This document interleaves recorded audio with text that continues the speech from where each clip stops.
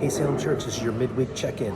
This is Pastor Jeffrey Goodman coming to you from my favorite coffee shop, prepping for Thursday night's Divine Service. I wanted to check in and kind of update you on some things that are happening in the church over the next few days.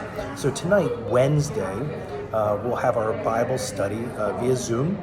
Send a link out with this email and join us, because one of the things we're going to be looking at tonight is, and the Bible study, by the way, the title is Why Do We Do What We Do in the Divine Service? We're going to be looking at the shape of the service. Why is our order of service the way that it is? And is it biblical? And why do other churches not follow this order? So we'll be looking at that tonight at 7 o'clock at Zoom. I hope you can join us. It's a lot of fun. It's fun to check in during the week, and it's fun to do Bible study while you're in your own home. So that'd be 7 o'clock via Zoom. Click on the link. Then Thursday, we'll have the Divine Service at 7 o'clock in the chapel. Hope you can join us for that. We're going to be looking at the gospel lesson that is about the rich man and Lazarus, St. Luke chapter 16.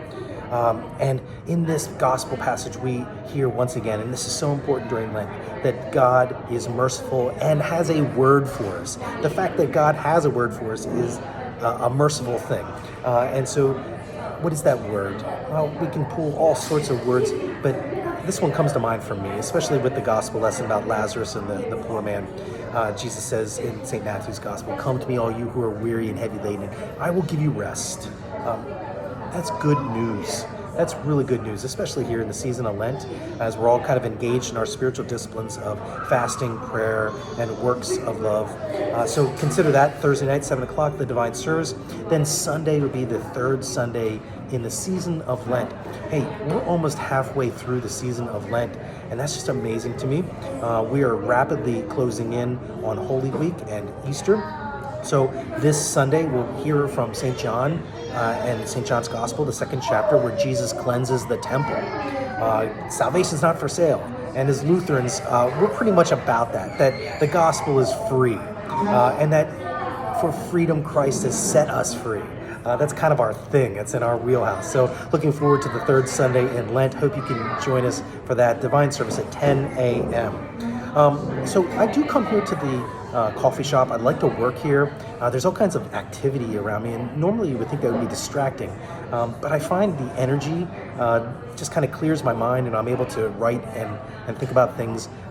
And so kind of, how do you put together a sermon if you ever had a question about that? Well, the first thing is the church has a lectionary, so the lessons are assigned for each of the Thursdays and Sundays. And so I'll take a look at them and see which one kind of speaks to me, and then I will take a look at the New Testament Greek, if we're working from the New Testament or one of the Gospels.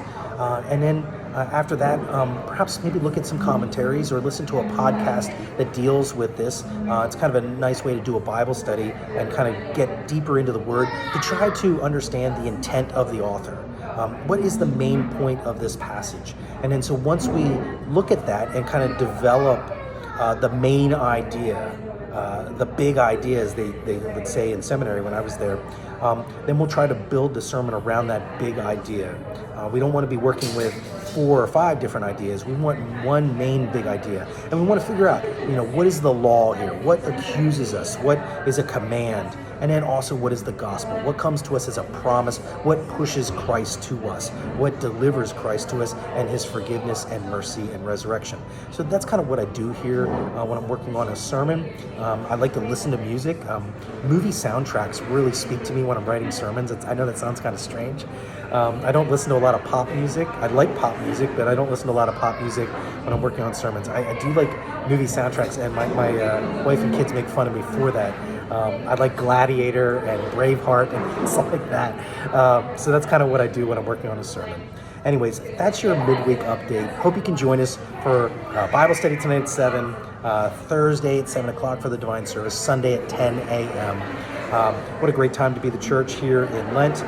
Christ leads, we follow. God bless you.